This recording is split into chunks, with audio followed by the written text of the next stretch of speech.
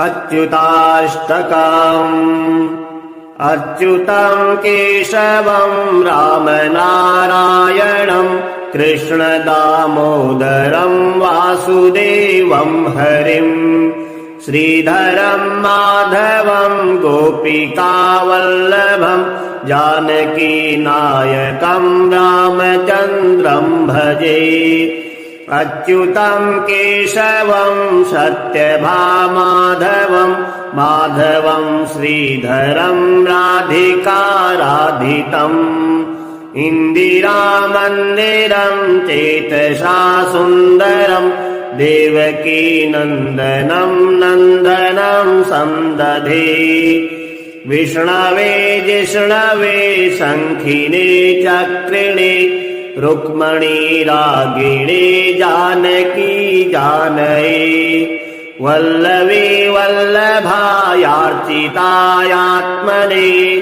कंसविध्वंसिने वंसिने ते नमः।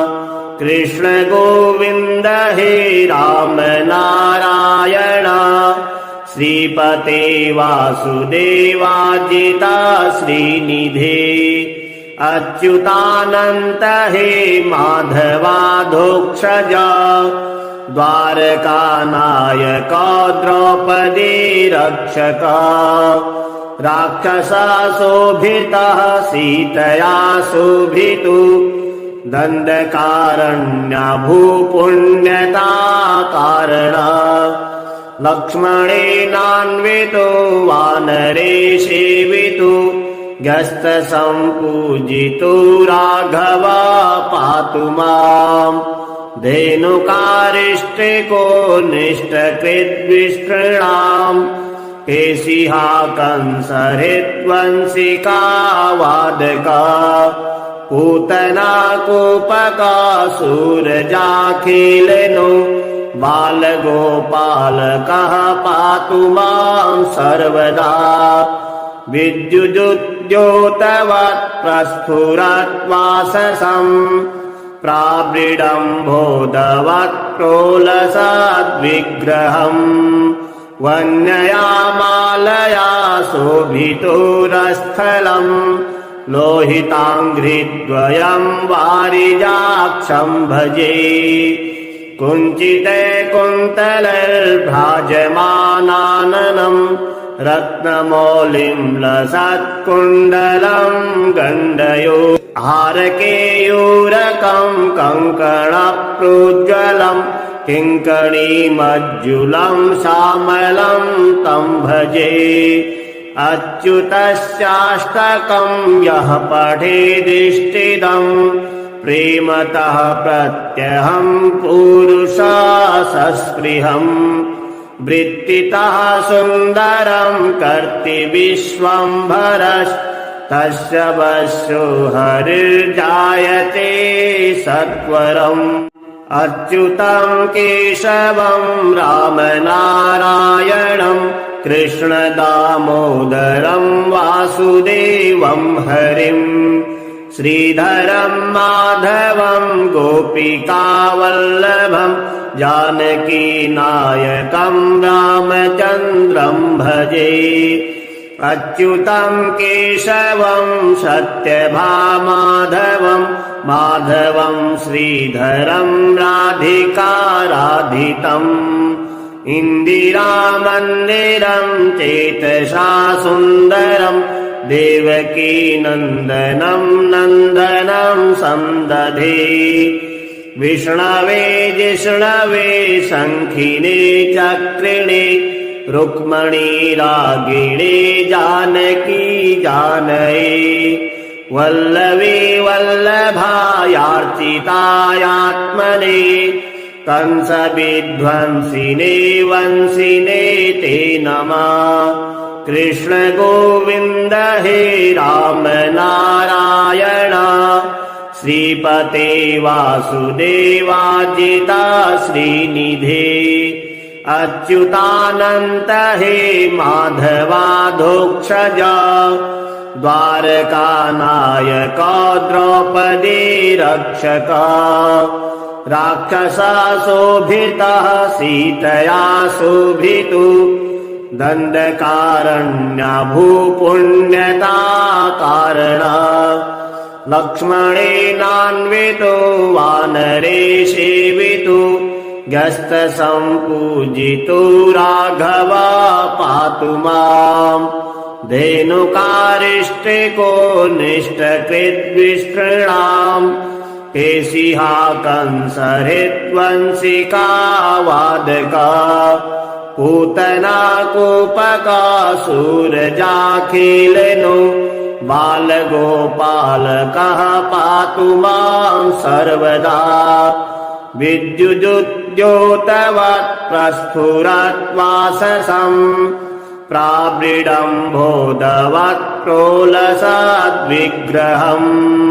वन्यया मालया शोभितोरस्थलम् लोहिताङ्घ्रिद्वयम् वारिजाक्षम् भजे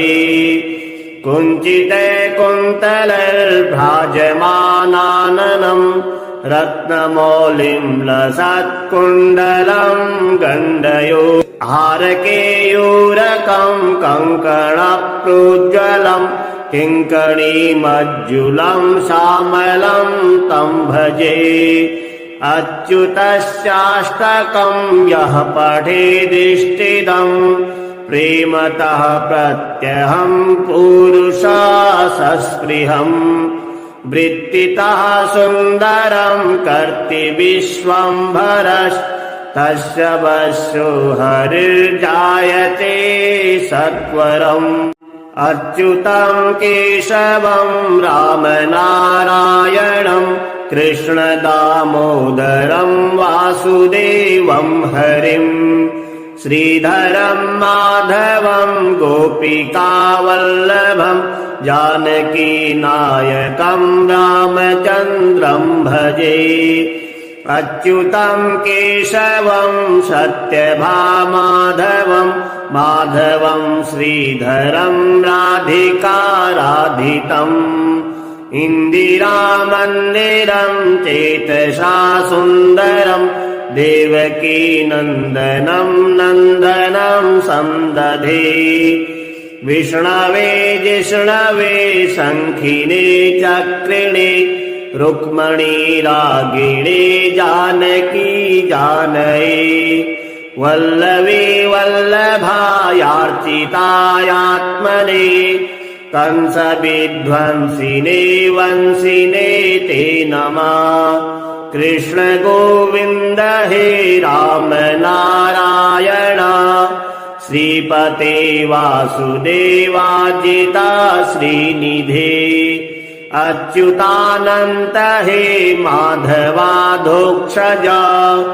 द्वारकानायक द्रौपदी रक्षक राक्षसाशोभितः सीतया शोभितु दण्डकारण्यभूपुण्यता कारणा लक्ष्मणेनान्वितो वानरे सेवितो गस्तसम्पूजितो राघवा पातु माम् धेनुकारिष्टिको निष्टकृद्विस्तृणाम् केशिहा कंसहृद्वंशिका वादका पूतना कूपकासूरजाखिलनो बालगोपालकः पातु मां सर्वदा विद्युजुद्योतवत् प्रस्फुरद्वाससम् प्रावृडम्भोदवत् प्रोलसद्विग्रहम् वन्यया मालया शोभितोरस्थलम् लोहिताङ्घ्रिद्वयम् वारिजाक्षम् भजे कुञ्चिते कुन्तलर्भ्राजमानाननम् रत्नमौलिम् लसत्कुण्डलम् गण्डयो हारकेयूरकम् कङ्कणप्रोज्ज्वलम् किङ्कणीमज्जुलम् श्यामलम् तम् भजे अच्युतस्याष्टकम् यः पठेदिष्टिदम् प्रेमतः प्रत्यहं पुरुषा सस्पृहम् वृत्तितः सुन्दरं कर्ति विश्वम्भरस्तस्य वश्यो हरिर्जायते सत्वरम् अच्युतं केशवं रामनारायणं कृष्णदामोदरं वासुदेवं हरिम् श्रीधरं माधवं गोपिकावल्लभं जानकीनायकं रामचन्द्रं भजे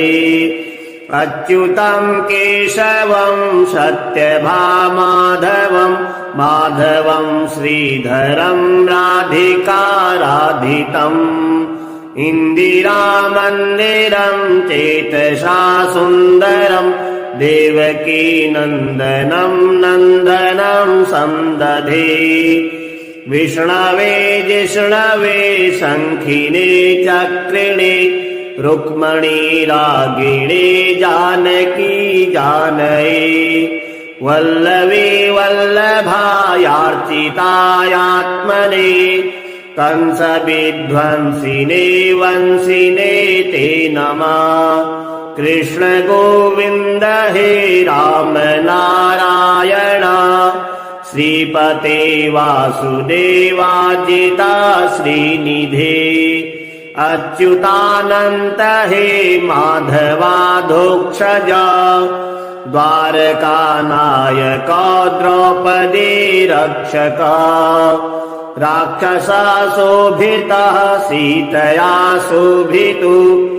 दण्डकारण्यभूपुण्यता कारण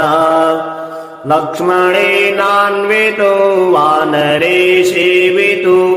गस्तसम्पूजितो राघव पातु माम्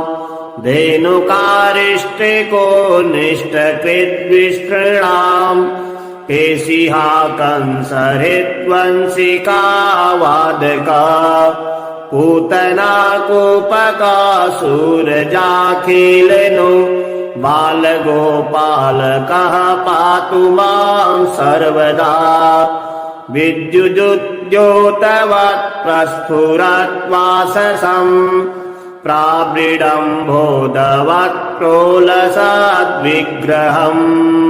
वन्यया मालया शोभितोरस्थलम् लोहिताङ्घ्रिद्वयं वारिजाक्षं भजे कुञ्चिते कुन्तलैर्भ्राजमानाननं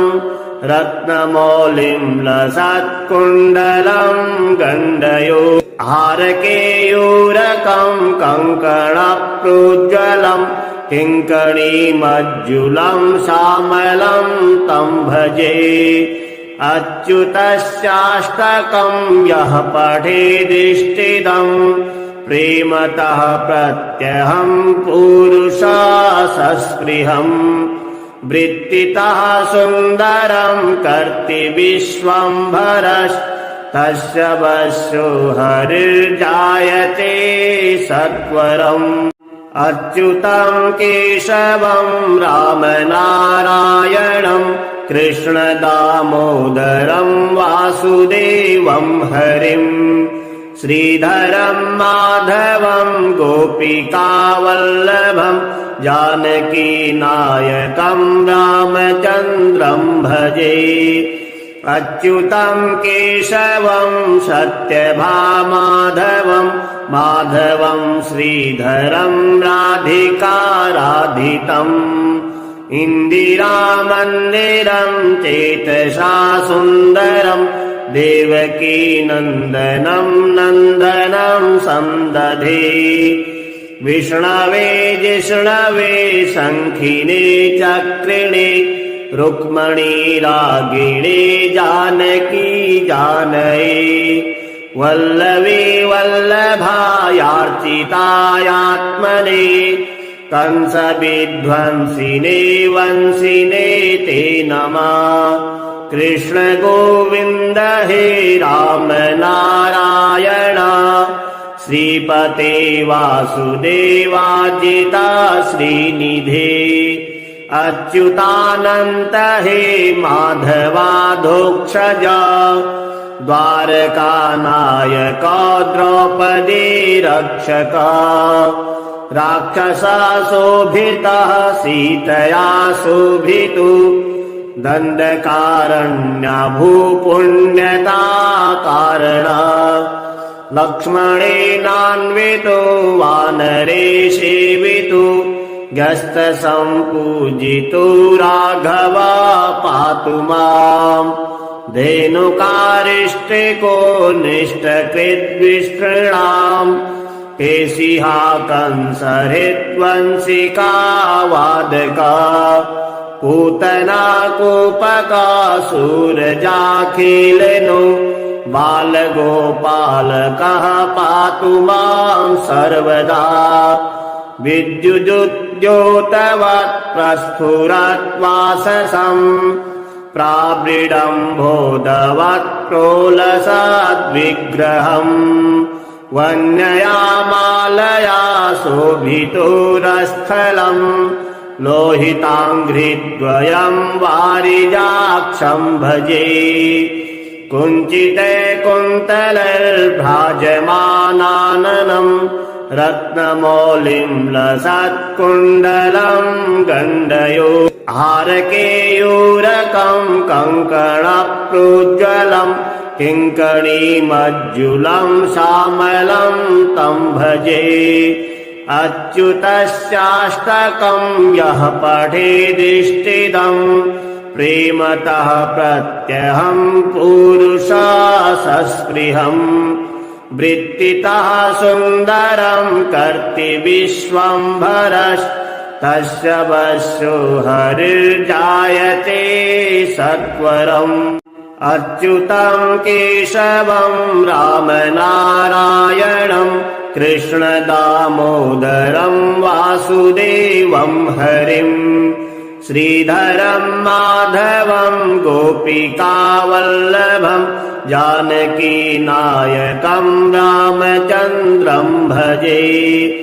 अच्युतम् केशवम् सत्यभामाधवम् माधवम् श्रीधरम् राधिकाराधितम् इन्दिरामन्दिरम् चेतसा सुन्दरम् देवकी नन्दनम् नन्दनम् सन्दधे विष्णवे जिष्णवे शङ्खिने चक्रिणे रुक्मणी रागिणे जानकी जानये वल्लवे वल्लभायार्चितायात्मने कंसविध्वंसिने वंसिने ते नमः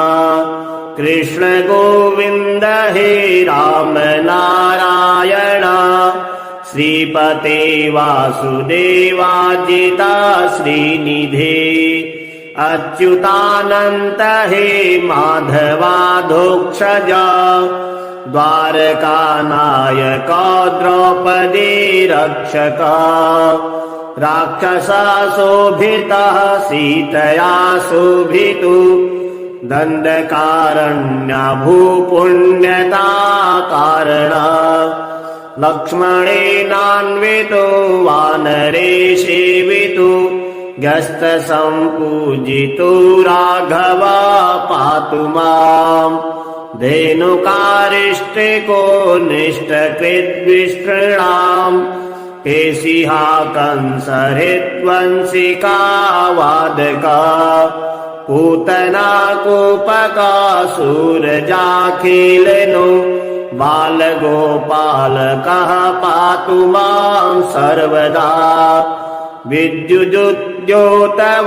प्रस्फुरत् वाससम् प्रावृडम्भोदवत् प्रोलसद्विग्रहम् वन्यया मालया शोभितोरस्थलम् लोहिताङ्घ्रिद्वयम् वारिजाक्षम् भजे कुञ्चिते कुन्तलैर्भ्राजमानाननम् रत्नमौलिम् लसत्कुण्डलम् गण्डयो हारकेयूरकम् कङ्कणप्रोज्ज्वलम् किङ्कणीमज्जुलं श्यामलं तं भजे अच्युतस्याष्टकं यः पठेदिष्टिदम् प्रेमतः प्रत्यहं पुरुषा सस्पृहम् वृत्तितः सुन्दरं कर्ति विश्वम्भरस्तस्य वशो हरिर्जायते सत्वरम् अच्युतं केशवं रामनारायणं कृष्णदामोदरं वासुदेवं हरिं श्रीधरं माधवं गोपिकावल्लभं जानकीनायकं रामचन्द्रं भजे अच्युतं केशवं सत्यभामाधवं माधवं श्रीधरं राधिकाराधितम् इन्दिरामन्दिरं चेतसा सुन्दरं देवकीनन्दनं नन्दनं सन्दधे विष्णवे जिष्णवे शङ्खिने चक्रिणे रुक्मणी रागिणे जानकी जानये वल्लवे वल्लभायार्चितायात्मने कंसविध्वंसिने वंसिने ते नमः कृष्ण गोविन्द हे राम नारायण श्रीपते वासुदेवाजिता श्रीनिधे अच्युतानन्त हे माधवाधोक्षजा द्वारकानायक द्रौपदी रक्षक राक्षसाशोभितः सीतया शोभितु दण्डकारण्यभूपुण्यता कारण लक्ष्मणेनान्वितो वानरे सेवितो गस्तसम्पूजितो राघव पातु माम् धेनुकारिष्टिको निष्टकृद्विस्तृणाम् केशिहा कंसहृद्वंशिका वादका पूतना कूपकासूरजाखिलनो बालगोपालकः पातु मां सर्वदा विद्युद्योतवत् प्रस्फुरद्वाससम् प्रावृडम्भोदवत् प्रोलसद्विग्रहम् वन्यया मालया शोभितोरस्थलम् लोहिताङ्घ्रिद्वयं वारिजाक्षं भजे कुञ्चिते कुन्तलैर्भ्राजमानाननं रत्नमौलिं लसत्कुण्डलं गण्डयो हारकेयूरकं कङ्कणप्रोज्ज्वलं किङ्कणीमज्जुलं श्यामलं तं भजे अच्युतस्याष्टकं यः पठेदिष्टिदम् प्रेमतः प्रत्यहं पुरुषा सस्पृहम् वृत्तितः सुन्दरं कर्ति विश्वम्भरस्तस्य वशो हरिर्जायते सत्वरम् अच्युतं केशवं रामनारायणं कृष्णदामोदरं वासुदेवं हरिं श्रीधरं माधवं गोपिकावल्लभं जानकीनायकं रामचन्द्रं भजे अच्युतं केशवं सत्यभामाधवं माधवं श्रीधरं राधिकाराधितम् इन्दिरामन्दिरं चेतसा सुन्दरं देवकीनन्दनं नन्दनं सन्दधे विष्णवे जिष्णवे शङ्खिने चक्रिणे रुक्मणी रागिणे जानकी जानये वल्लवे वल्लभायार्चितायात्मने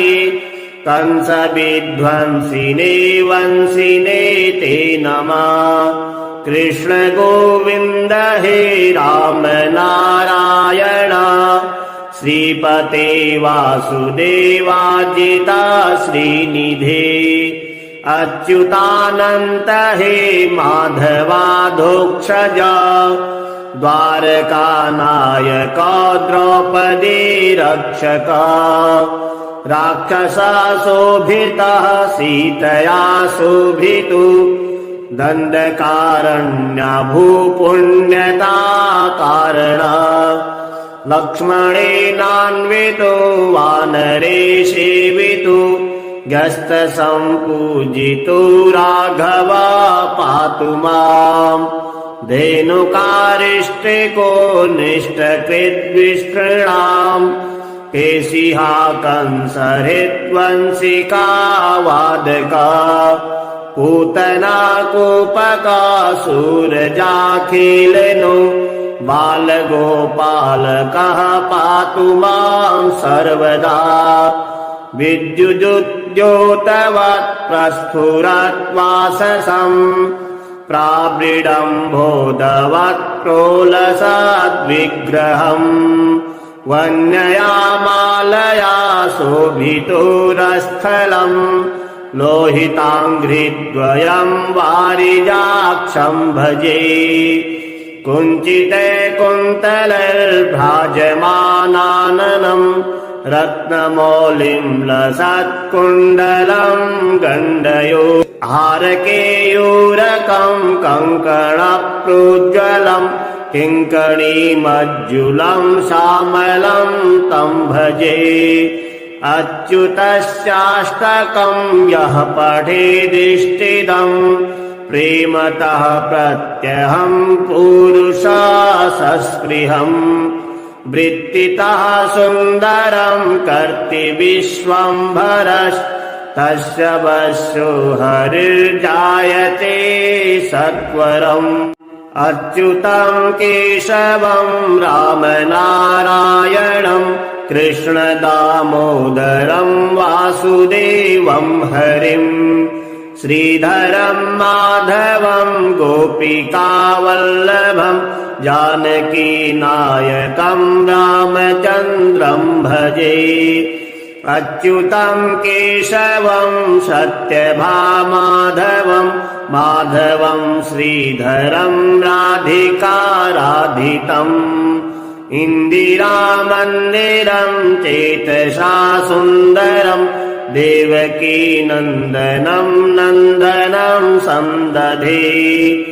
विष्णवे जिष्णवे शङ्खिने चक्रिणे रुक्मणी रागिणे जानकी जानये वल्लवे वल्लभायार्चितायात्मने कंसविध्वंसिने वंसिने ते नमः कृष्ण गोविन्द हे राम नारायण श्रीपते वासुदेवाजिता श्रीनिधे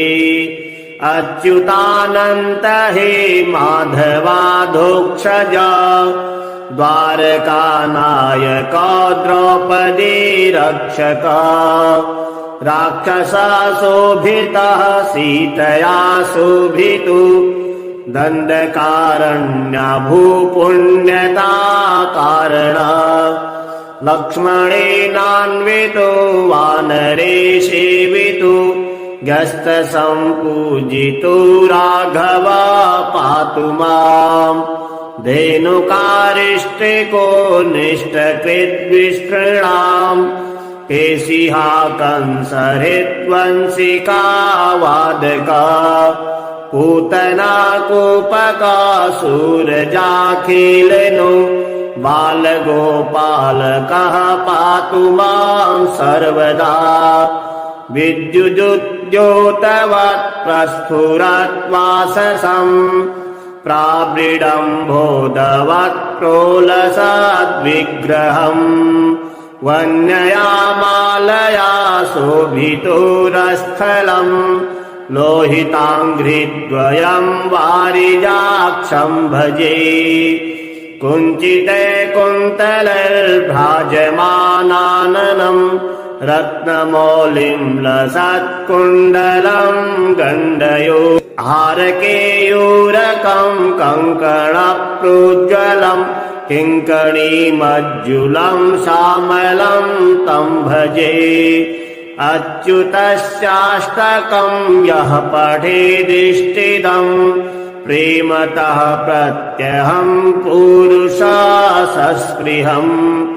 वृत्तितः सुन्दरं कर्ति विश्वम्भरस्तस्य वशो हरिर्जायते सत्वरम्। अच्युतं केशवं रामनारायणं कृष्णदामोदरं वासुदेवं हरिं श्रीधरं माधवं गोपिकावल्लभं जानकीनायकं रामचन्द्रं भजे। अच्युतं केशवं सत्यभामाधवं माधवं श्रीधरं राधिकाराधितम् इन्दिरामन्दिरं चेतसा सुन्दरं देवकीनन्दनं नन्दनं सन्दधे। विष्णवे जिष्णवे शङ्खिने चक्रिणे रुक्मणी रागिणे जानकी जानये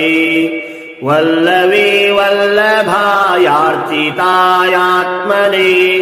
कंसविध्वंसिने वंसिने ते नमः। कृष्ण गोविन्द हे राम नारायण श्रीपते वासुदेवाजिता श्रीनिधे। अच्युतानन्त हे माधवाधोक्षजा द्वारकानायक द्रौपदी रक्षक राक्षसाशोभितः सीतया शोभितु दण्डकारण्यभूपुण्यता कारण लक्ष्मणेनान्वितो वानरे सेवितो गस्तसम्पूजितो राघव पातु माम्। धेनुकारिष्टिको निष्टकृद्विस्तृणाम् केशिहा कंसहृद्वंशिका वादका पूतना कूपकासूरजाखिलनो बालगोपालकः पातु मां सर्वदा। विद्युद्योतवत् प्रस्फुरद्वाससम् प्रावृडम्भोदवत् प्रोलसद्विग्रहम् वन्यया मालया शोभितोरस्थलम् लोहिताङ्घ्रिद्वयं वारिजाक्षं भजे। कुञ्चिते कुन्तलैर्भ्राजमानाननं रत्नमौलिं लसत्कुण्डलं गण्डयो हारकेयूरकं कङ्कणप्रोज्ज्वलं किङ्कणीमज्जुलं श्यामलं तं भजे। अच्युतस्याष्टकं यः पठेदिष्टिदम् प्रेमतः प्रत्यहं पुरुषा सस्पृहम् वृत्तितः सुन्दरं कर्ति विश्वम्भरस्तस्य वशो हरिर्जायते सत्वरम्। अच्युतं केशवं रामनारायणं कृष्णदामोदरं वासुदेवं हरिं श्रीधरं माधवं गोपिकावल्लभं जानकीनायकं रामचन्द्रं भजे। अच्युतं केशवं सत्यभामाधवं माधवं श्रीधरं राधिकाराधितम् इन्दिरामन्दिरं चेतसा सुन्दरं देवकीनन्दनं नन्दनं सन्दधे। विष्णवे जिष्णवे शङ्खिने चक्रिणे रुक्मणी रागिणे जानकी जानये वल्लवी वल्लभायार्चितायात्मने कंसविध्वंसिने वंसिने ते नमः। कृष्ण गोविन्द हे राम नारायण श्रीपते वासुदेवाजिता श्रीनिधे अच्युतानन्त हे माधवाधोक्षज द्वारकानायक द्रौपदी रक्षक राक्षसाशोभितः सीतया शोभितु दण्डकारण्य भूपुण्यता कारण लक्ष्मणेनान्वितो वानरे सेवितु गस्तसम्पूजितो राघव पातु माम् धेनुकारिष्टिको निष्टकृद्विस्तृणाम् केशिहा कंसहृद्वंशिका वादका पूतना कूपकासुरजाखिलनो बालगोपालकः पातु मां सर्वदा विद्युद्योतवत् प्रस्फुरद्वाससम् प्रावृडम्भोदवत् प्रोलसद्विग्रहम् वन्यया मालया शोभितोरस्थलम् लोहिताङ्घ्रिद्वयम् वारिजाक्षम् भजे कुञ्चिते कुन्तलैर्भ्राजमानाननम् रत्नमौलिम् लसत्कुण्डलम् गण्डयो हारकेयूरकम् कङ्कणप्रोज्ज्वलम् किङ्कणीमज्जुलम् श्यामलम् तम् भजे अच्युतस्याष्टकम् यः पठेदिष्टिदम् प्रेमतः प्रत्यहम् पुरुषा सस्पृहम् वृत्तितः सुन्दरम् कर्ति विश्वम्भरस्तस्य वशो हरिर्जायते सत्वरम्।